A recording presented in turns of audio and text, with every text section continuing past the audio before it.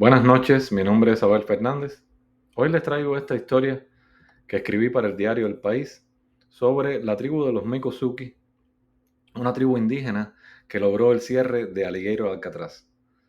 Esta tribu vive en los Everglades de Miami desde hace siglos, precisamente en la zona donde el estado levantó el centro de detención de inmigrantes conocido como Alligator Alcatraz.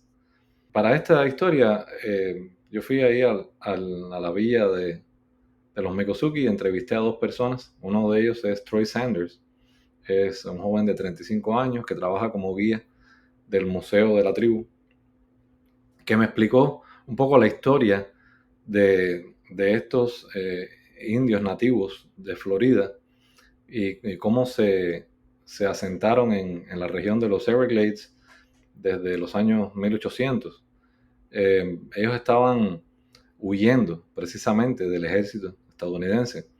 Eh, y les voy a explicar, les voy a empezar un poco contándoles cómo me contó a mí el joven Troy.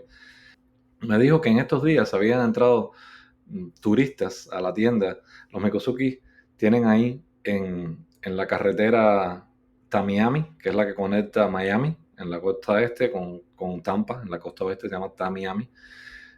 Ahí tienen su reserva, que es una zona que es de los indios Miccosukee, y tienen ahí varias cosas, entre ellas hay una villa, una aldea que se puede visitar, donde muestran sus tradiciones, artesanías, eh, cosas tradicionales que hacen, que elaboran, y tienen una tienda y un museo.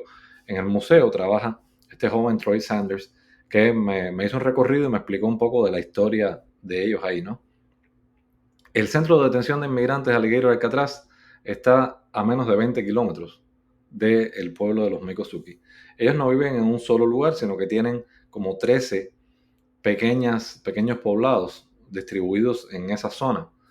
Y entonces la demanda la interpusieron grupos ambientalistas alegando que el centro de detención causaría un daño irreparable al ecosistema de los Everglades, que son estos extensos humedales que están al oeste de Miami. Eh, los Miccosukee han vivido ahí durante cientos de años, ¿no?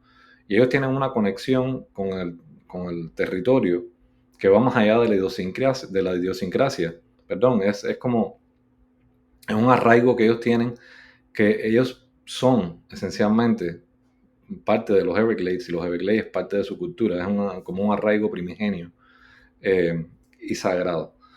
Eh, la demanda la interpusieron los grupos ambientalistas y los Miccosukee se sumaron a mediados de julio, y la semana pasada el Tribunal Federal efectivamente les dio la razón y ordenó a las autoridades desmantelar el centro de detención en 60 días. El gobierno de Florida apeló a esta sentencia.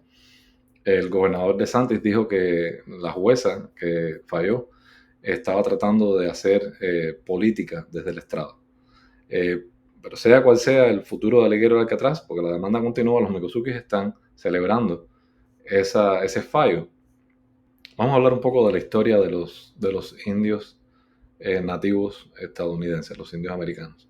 Hay una cosa que se conoce como las guerras indias, que es un conjunto de conflictos y guerras que hubo durante siglos, que comenzó incluso antes de que se fundara el país, antes de que se fundara Estados Unidos, con los colonos ingleses, ¿no? Estos pueblos indígenas que estaban aquí en Estados Unidos, que son los nativos, empezaron a defender sus territorios, ¿no? Y después, cuando se creó el país, siguieron en esta guerra en distintas regiones del país. Cuando llegó a finales del siglo XIX, en 1890 específicamente, eh, pues, sencillamente los indios no pudieron seguir guerreando, ¿no? Se habían muerto muchos, que los obligaron a meterse en reservas. El gobierno los obligó a meterse en lugares que se llamaron reservas, ¿sí? Eh, entonces en Florida, los indios seminoles, que eran los que estaban en el norte de Florida, incluso más al norte, en Georgia, estaban esparcidos por todo el territorio. Ellos tuvieron su propia guerra que se llamó la Guerra Seminola. Pelearon casi todo el siglo XIX eh, contra, contra el ejército que los quería llevar a estas reservas, ¿no? Entonces, según me explicó Troy, hubo un jefe de los Mikosuki, que se llamaba Abiaka, que se dio cuenta que no iban a ganar la guerra contra el ejército estadounidense, entonces tomó como a unos 100 eh, entre Mikosuki y Seminole y desapareció en los Everglades, o sea, se escondió en los Everglades. Y dice él que, Troy, que los pantanos, este ecosistema tan inhóspito, fue precisamente la salvación de ellos, porque era muy difícil para el ejército operar en los Everglades, trasladar la artillería, los suministros. Y entonces él dice, por eso es que estamos aquí. O sea, sus palabras textuales fueron, por eso todavía estamos aquí. Porque si no, habríamos sido llevados a Fort Brooke, que es lo que hoy en día se llama Tampa, y obligados a reunirnos con el resto de los nativos, arriados como ganado hasta Oklahoma. En Oklahoma fue donde se hizo esta zona de la reserva para los nativos americanos. Eh, entonces ellos cuando llegaron a los Everglades, ya ellos conocían el lugar porque habían estado cazando ahí durante milenios. Ellos vivían al norte de Florida, pero venían a cazar durante temporadas de caza, ¿no? Y ellos conocían el terreno. Entonces buscaron zonas altas que se llamaron, ellos le llaman Isla de Árboles. Los Everglades le dicen el río de hierba. Es un terreno plano completamente, que no se ve ninguna elevación. Es como y se pierde en el horizonte la hierba, ¿no? Pero hay algunos lugares que están un poquito más altos, que esos son las islas de árboles. Entonces ahí cada clan o cada familia se instaló en una de esas islas de árboles. Y entonces ahí hicieron su pequeño campamento con el chiqui, que se llama así, era como una especie de choza abierta a los lados, donde cocinaban. Eso está en el punto más alto, para que cuando subía la marea no se inundara, no se mojara, ¿no? Y ahí mantenían un fuego perpetuo.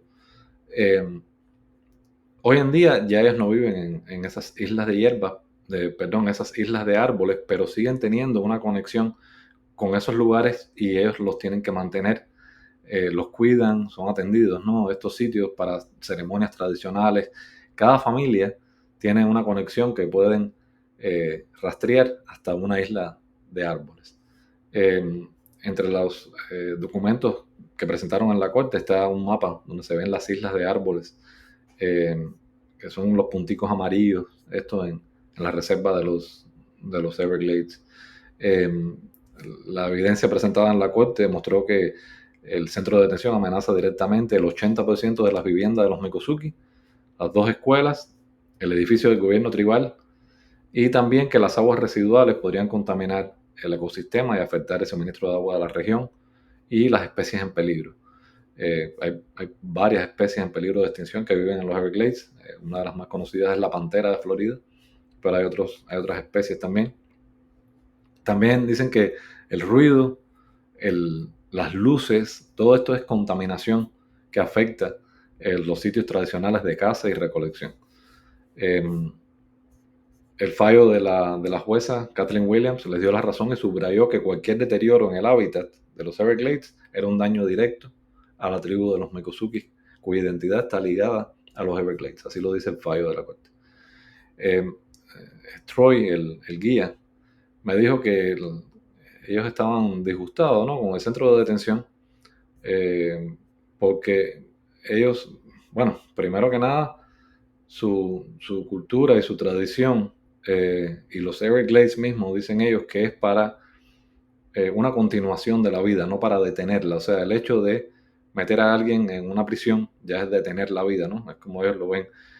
Pero que además de eso, a él le parecía que había sido el centro de detención, era como un truco publicitario, ¿no? Él me dijo así, un truco publicitario contra fondo político. Poner a la gente en estas jaulas, en las especies de jaulas estas, con cartel que decía, él me dijo un nombre ingenioso, divertido y estúpido, Alligator Alcatraz, ¿no? Y entonces dice que estaban yendo personas ahí, compraban pullovers al borde de la carretera que decían el higuero de Alcatraz y se hacían fotos como si fuera Disneylandia, y que eso no era una vitrina, era un lugar para vivir, que ellos vivían ahí, ¿no? Eh, pero más allá del centro de detención, con el cual ellos estaban muy disgustados, ellos dicen que de todos modos, cualquier cosa que se construyera ahí, sea lo que fuera, ellos se iban a oponer porque el problema del medio ambiente es lo que les preocupa. No dice que para ellos mismos construir ahí, ellos tienen que pasar una serie de regulaciones y de eso que se demoran años. Eh, ellos tienen normas estrictas que, por ejemplo, para hacer una clínica, una escuela, se han pasado hasta 18 años en una ocasión. Entonces dice que cuando ellos vieron que el Estado empezó a construir y dijeron que no estaban agregando nada, que no iba a pasar nada perjudicial ni destructivo, ellos dicen que sabían mejor que eso, ¿no? Los Everglades es un ecosistema que desde el siglo pasado ha sido alterado. ¿Cómo funciona el río de hierba de los Everglades? El agua viene del lago Okeechobee, que está al norte de la península, y fluye a través de son marismas, pantanos, manglares, todo este ecosistema, ¿no? Es un proceso que puede tomar meses o años. El agua fluye desde allá arriba y llega hasta la bahía de Florida. Pero el agua la han ido desviando para agricultura, para urbanizaciones. Entonces, eh, el Troy me enseñó una foto, me dijo, mira aquí los Everglades tienen una temporada de lluvia y una temporada seca, ¿no? Y me dice, mira, estas fotos aquí, que eran unas fotos donde se veía gente arrastrando las canoas por los Everglades, la temporada seca, ¿no? O con carretas de bueyes. Me dijo, esa temporada seca, ese ciclo no se ve aquí desde la década de 1980.